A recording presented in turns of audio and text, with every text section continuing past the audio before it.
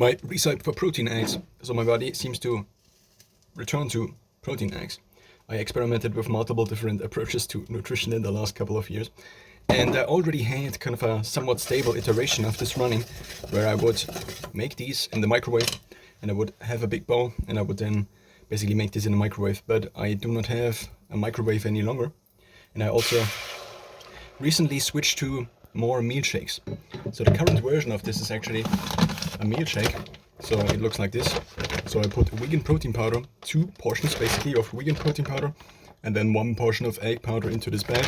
Plus, for every 10 scoops of plant protein powder, so if I put in 10 scoops of plant protein powder, then I put in 2 scoops, not 2 scoops, but 2 tablespoons of this spice here, which is not the original thing, but you kind of can see what it looks like.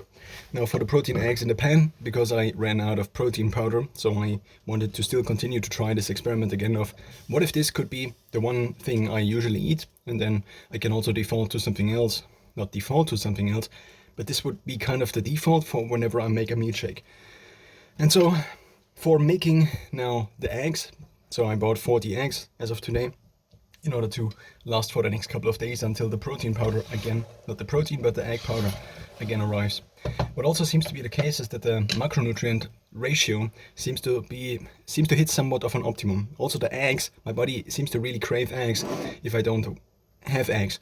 Now with the meat, I don't know. So there is, I think, a little bit of an inefficiency that's going on if I eat vegan protein powder instead of meat as protein, mostly because if you take pea protein, for example, it has a bioavailability that's, I think, 69 or something like this. And so that's not the best. So in order to account for this, one could say for every basically gram of vegan protein powder I intake, let's just assume 70% of this is available, or maybe 80%, but it probably would be on the high end. I did actually ask Copilot, Microsoft Copilot, which runs on ChatGPT 4 Turbo, about basically the protein bioavailability of specifically this powder, which I now bought for the last couple of years. I probably bought kilograms of it, maybe 50 kilograms or something like this. But it didn't find an answer.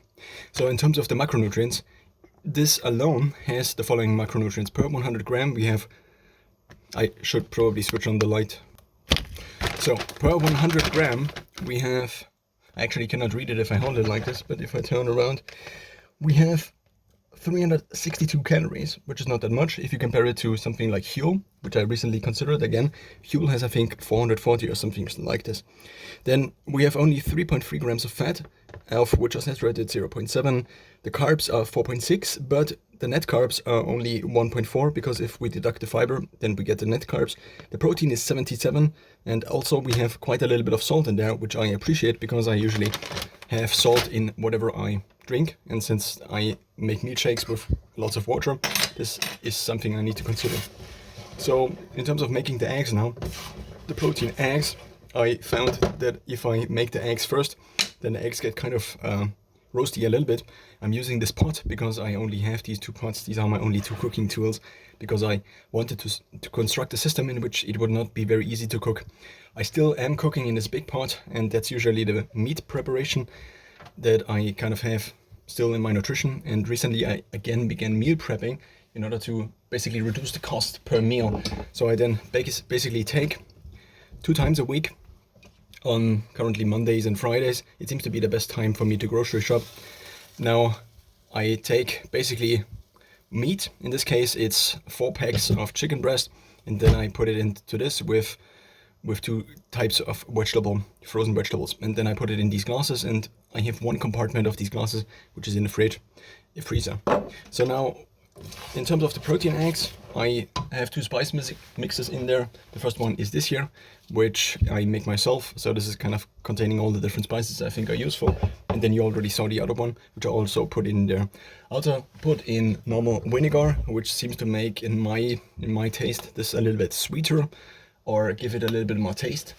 I think I also noticed the taste of vinegar in actually many other things you find usually in restaurants, such as, I don't know, burger patties or something like this. I think there is also usually vinegar in there. And also you can often find vinegar on the backside of ketchup, for example, or any other tomato-based sweet thing. Now this is actually what it looks like in the end. Maybe I should have shown this in the beginning in order to kind of show already the finished result. So once the eggs have kind of cooked already, then I will pour in as much protein powder as I think is useful. I did have an exact recipe, especially for the big portions. So I basically made maybe 10 to 15 glasses at the same time, not at the same time, but in the time span of maybe 3 hours. And I would have it in these ceramic bowls, because, well, you cannot have the plastic bowls in the microwave for too long. Otherwise, I think there might be too many microplastics in there. So I only kind of use these whenever I have things that are somewhat warm, as just for eating, warm, but not for cooking to a certain extent, obviously. Now, I still have to wait for this, and so it probably will not be that interesting also. So once the eggs have kind of found some consistency, the protein, I think, is the thing that makes them, I think the protein converts into something else. And then, well, I will add the powder, and that's already kind of it. So I don't have any additional salt, I just have the spice mix and the other mix. I actually initially wanted the spice mix to be the only thing, but then I realized I still needed some variation, because otherwise everything that I make with the spice mix tastes the same. And so, well, this is actually what it looks like, and I already had, ridiculously, so I make these shakes, and these shakes are 2.5 scoops of protein. So basically 2.5 of these scoops of the mixed protein powder. So 2 portions of egg protein powder, then two plant, 1 egg powder, and then the spices. And I already had, I think, 3 of these shakes, which amounts already to 2,500 calories. Then I went training today, and now my body still wants eggs, also because I already didn't put in that much egg powder into the previous shake. So now I will begin to add the protein powder. Actually already, it's now a little bit too late, because the protein powder ideally is ideally a little bit mixed with the eggs, so I might pour in a little bit more eggs, but then I at least already have some consistency, and the consistency has not to come from also the protein powder being roasted or whatever, fried. You would call it frying probably. So this is now fairly too much, and also the protein powder does not get soaked up, so I will now put in more eggs. I would use a pan or a bigger pot, but I don't have it as of now, and the other one is also still cooking the chicken breast, so it doesn't really make sense. But now I would have some consistency, and that's kind of how I make the protein eggs, which I call protein eggs. Now, there were previous versions of this where I also added lots of vegetables. What I found usually is that I think it was a little bit too much volume. In terms of, if I would only eat this kind of as my own meal shake, then I might want to add a little bit more fiber, because if I have, well, if I calculated for today the 3 shakes I had in the morning, and then 4 additional ones if I just would drink these shakes, plus the morning drink I usually have, which is around 100 calories, greens powder, flaxseed powder, and so on.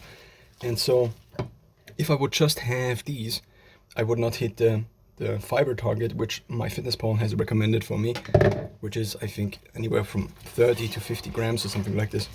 But because there is not that much fiber in here, so it's only, if I would have Huel for the same amount, then I would have much more fiber. But there is also kind of a big downside to having this much fiber. It's that you increase basically the stool frequency, and so I don't want to sit on the toilet all day long.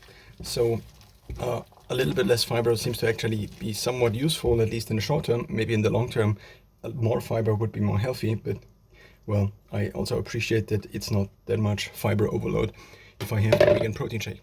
And so that's kind of then what it looks like. I took out other parts of the protein eggs over time, or now in this latest iteration, which is basically only meal shake powder, which I mix myself. I also compared it in terms of price again to Huel. But what I mostly found is that I need more protein compared to what is in Huel. If I only had Huel for, let's say, 2.5 to 4,000 calories, for 4,000 calories I would only get a couple of 100 grams of protein. But if I eat only meat, let's say, and this seems to be kind of the diet I try to approximate also maybe with this, then if I only eat meat, plus basically the fat from the meat, plus vegetables, plus kind of low carb vegetables, then I also eat lots of protein, and that's in the hundreds of grams, maybe sometimes 400, 500, 600, 700, 800 grams a day. And so why not then have that much protein if I have it in plant-based form, if the protein is also less bioavailable? So if I discount basically 30% of the protein due to the bioavailability or to the less bioavailability, then I still need to have lots of protein in there. And then if I just have something like this, which by the way has almost the same ingredients, the main ingredients, I would say 50 to 75 of the percent of the ingredients are kind of the same, apart from a couple of other things. But this seems to be kind of the cheaper version of something like Huel.